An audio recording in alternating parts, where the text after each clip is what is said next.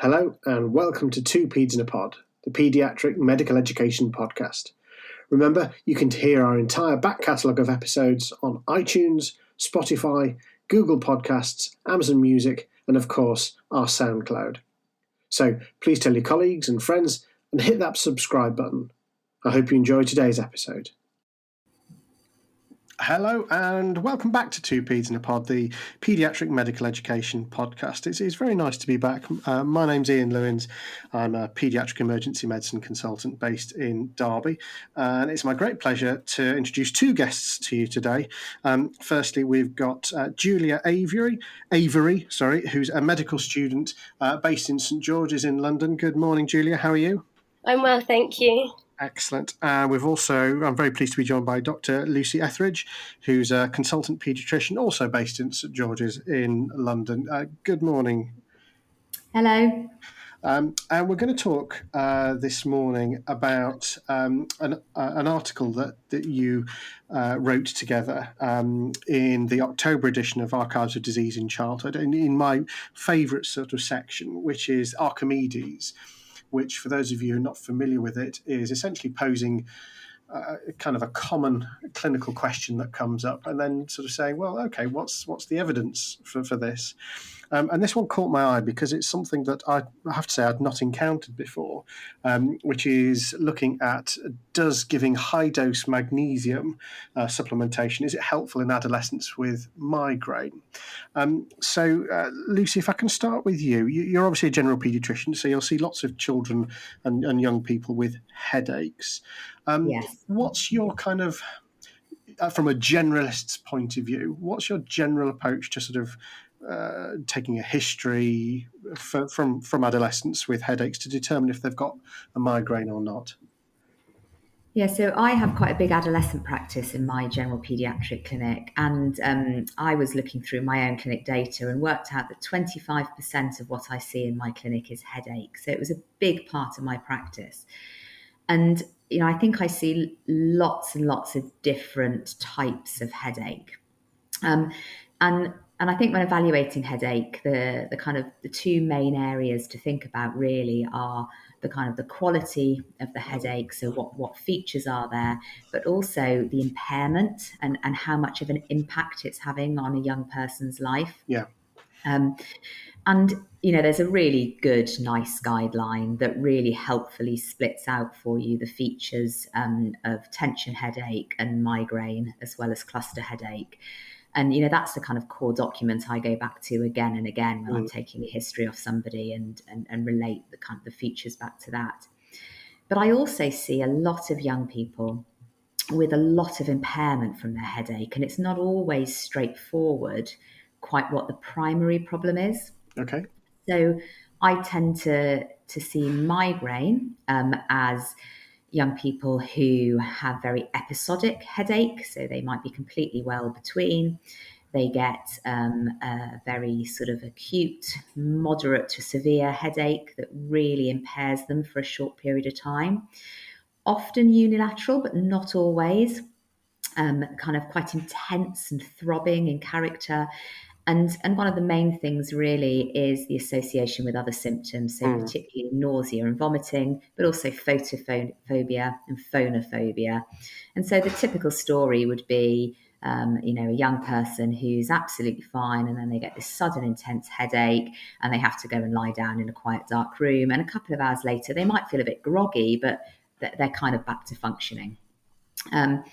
And that's usually quite straightforward. But then I also see a group of young people who may have that headache, but in between, they have quite a lot of sort of persistent low-level daily headache, lots of time missed off school, lots of kind of problems socializing or getting out with their friends. And that group are slightly more tricky to manage.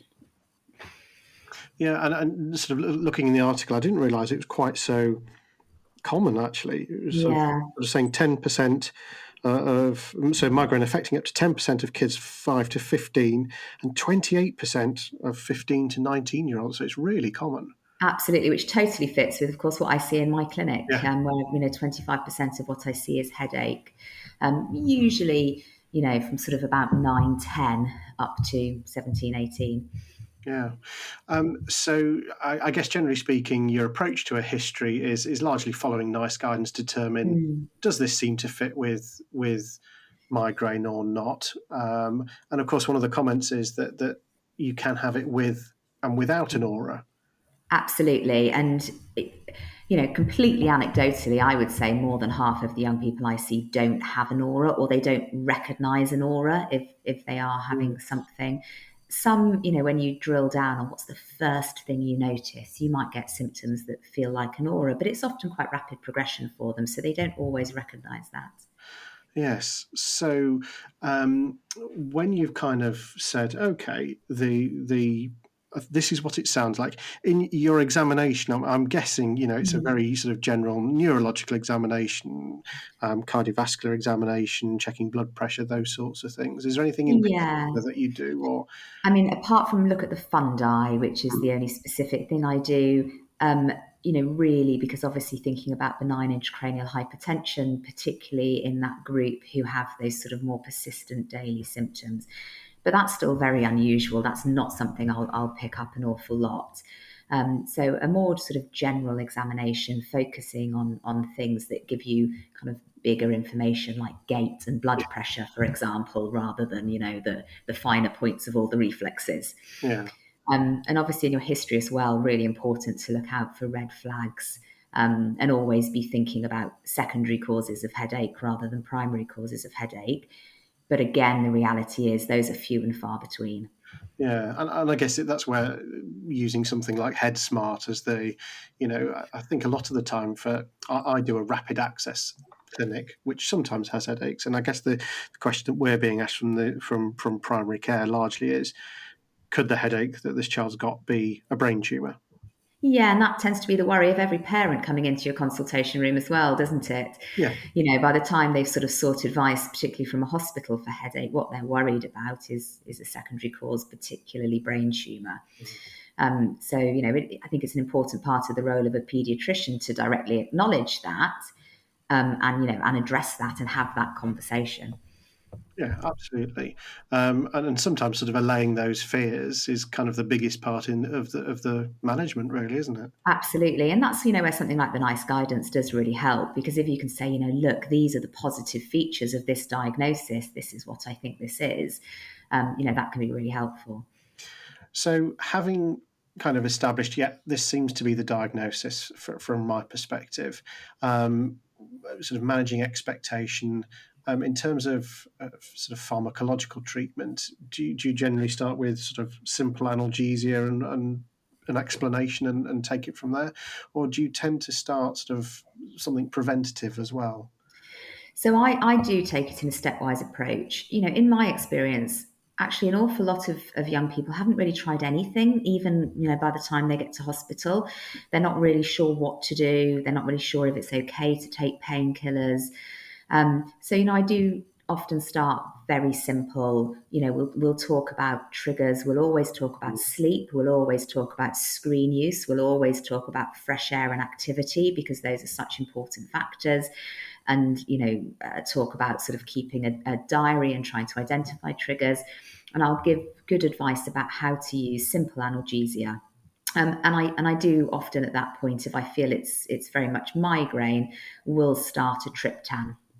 Right. And then I try and do a fairly quick review, often by telephone, actually, sort of 6 to 8 weeks afterwards, so that we can go through all of that together and see, whether there's been any impact of that treatment plan before then stepping up.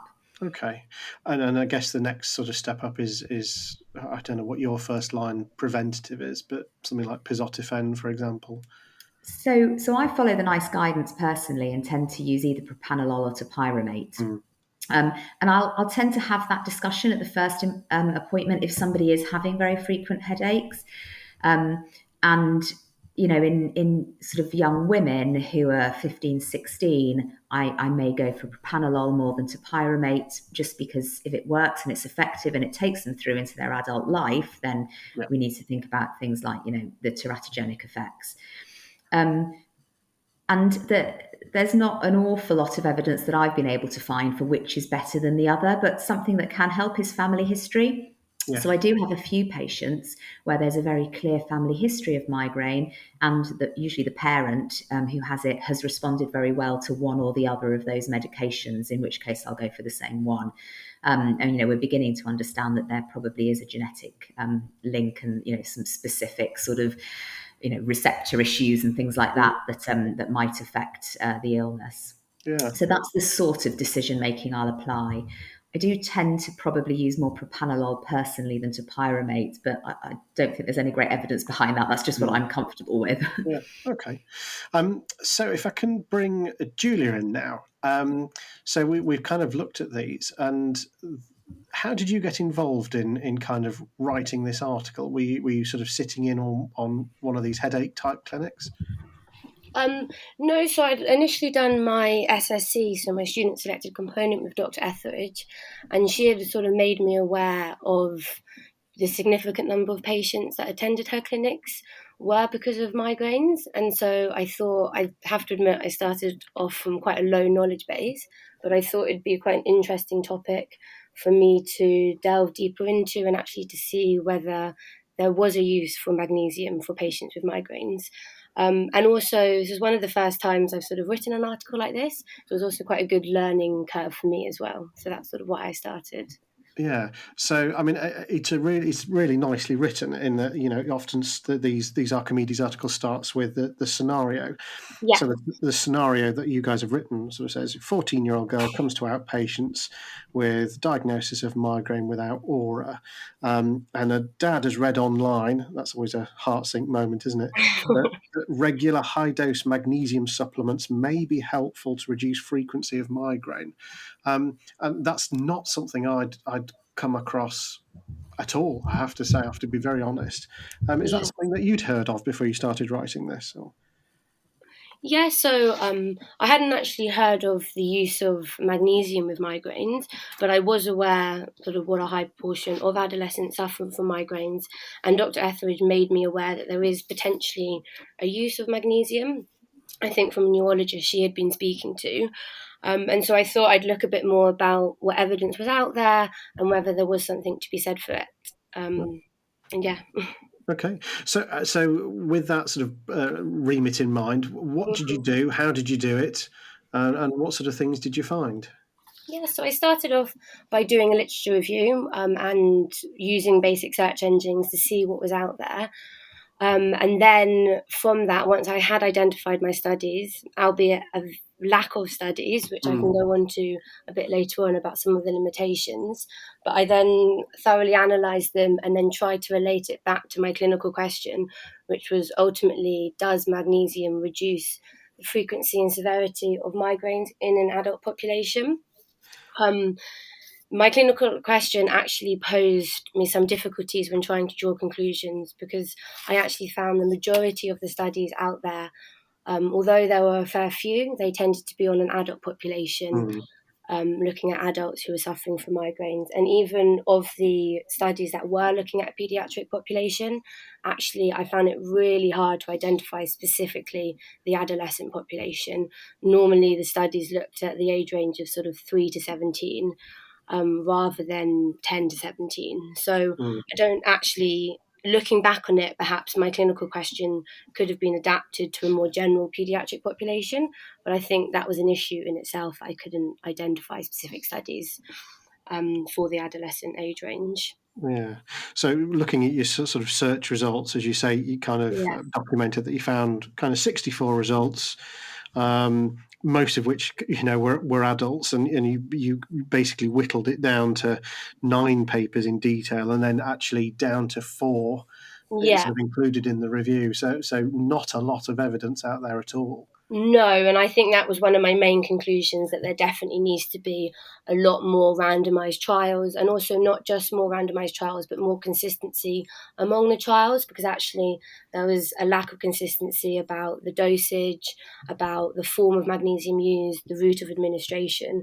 So I think if magnesium was to be used in standard practice for the treatment of migraines, then definitely more trials will need to be done for sure. Because I'd say that one of the things looking at those 4 papers is that it's often different types of magnesium used, different doses used, Yeah, definitely. and with sort of different regimes, whether it's as well as paracetamol and ibuprofen or just magnesium on its own. Yeah. But I definitely think there is a lot to be said for the use of magnesium, because there were definitely positive outcomes when magnesium was compared to placebo, and there was shown to be a reduction in the severity and the frequency of migraines. And actually, there was even more positive effects when it was used as an adjunct to paracetamol and ibuprofen, where there was evidence that the magnesium potentially increases the efficacy without necessarily affecting the toxicity, along with fewer side effects. And that actually relates back to what Dr. Etheridge was just saying about how the side effects can impact on the patient's life. So I think there's a lot to be said for something that reduces the side effects. And then also, actually, one study which wasn't necessarily, I didn't expect to come across this, but it looked at the use of magnesium, and although it reduced the frequency, it also looked at scores such as the quality of life, migraine disability, and anxiety and depressive symptoms. And in all of those aspects, there was shown to be improvements. And talking about what Dr. Etheridge said about the impact on the adolescent's life, about missing school and all of that, I think there is a lot to be said. Although further trials need to be done, those sort of positive impacts I don't think should be overlooked. And there was magnesium sort of definitely has an impact in that sense. Yeah, because I guess the sort of I don't know, analogy you could draw is that when we sort of see kids who present with acute exacerbations of asthma, that's kind of one marker of how good your asthma is. But actually, you may not see the child who's not being able to run around with their mates, do stuff at school, blah blah blah. Yeah. Actually, that's poor control, and this if you've got a sort of low-grade headache that's stopping you doing stuff, well, okay, it's not getting into the migraine. I've got to go and lie down for hours on end, but it's still affecting your quality of life, isn't it? Yeah, definitely.